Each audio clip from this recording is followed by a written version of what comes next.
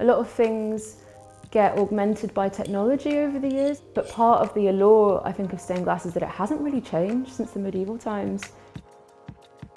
My background is in illustration, so I do a lot of comics and a lot of observation drawing as well. The reason that stained glass is in church is to tell biblical stories. So telling stories and distilling imagery to enhance the architecture that people sit in is a really, really natural process, really.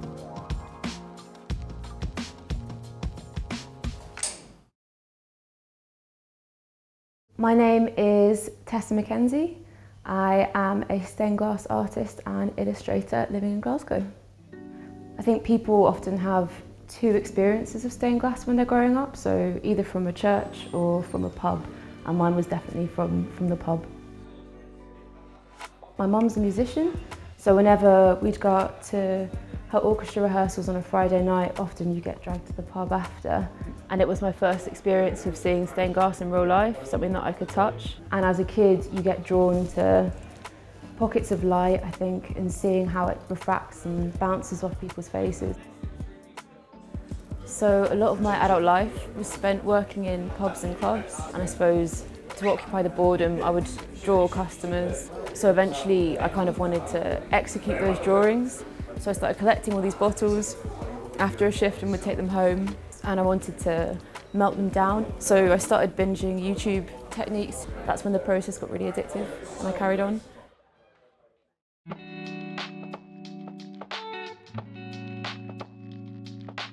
So at the beginning, you'll always start with a sketch. It's the foundation that you're going to work from. It's one of my favourite parts of the process because you do just get to respond to the brief and sink into it quite nicely. So this particular piece is a lampshade for somebody who really likes swimming in the outdoors. So a lot of people think that this is what the window's going to look like when you present them with a drawing like this. But actually it's more of a suggestion or kind of an indication of where the light's going to move and the shapes that are going to be involved. That should be enough to work with at this point. These colours aren't working that well, so I think we'll change them over. So nothing's really that solid at this point, but it's enough for us to get an indication.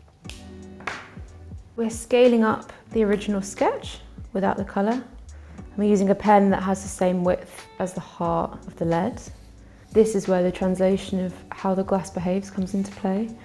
So for instance, this is one shape, so we can cut that out. But all of this background has got to be separated and kind of broken up because it can't be one fluid shape. That's, I suppose, where the aesthetic of stained glass derives from, because you've got to work within that limitation. That is done for now, and then we will go through and choose the glass.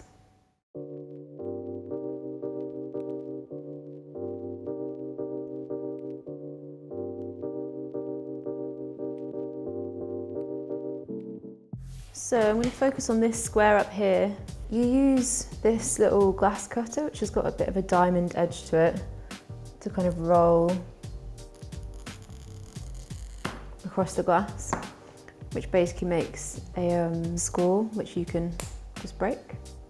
Glass is extremely unpredictable, but obviously it has a method to it. Have you ever seen a kind of crack in a windshield or something and it kind of works outward?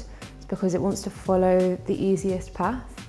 So when you cut it, all you're doing is telling the glass to crack in a certain way and trying to manipulate it. So I'm just going to build up this little tile onto the kiln bed. So I started using the microwave kiln over lockdown, just because it's a really low barrier to entry. You just use a normal microwave. So the kiln usually takes about 30 minutes to cool down, but I've made this one earlier. The glass has gone back to room temperature and it's completely fused.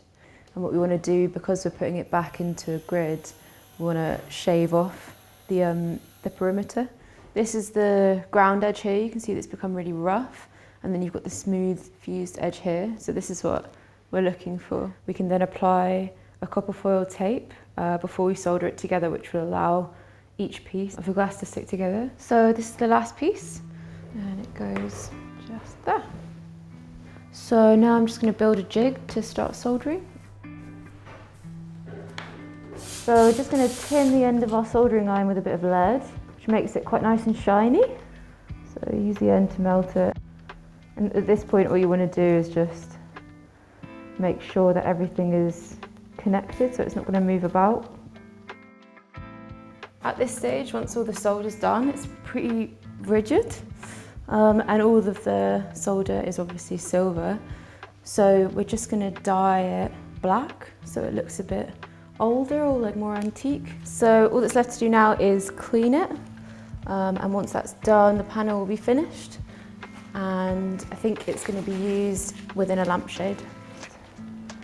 My dream commission would be to refurbish a community space or a pub.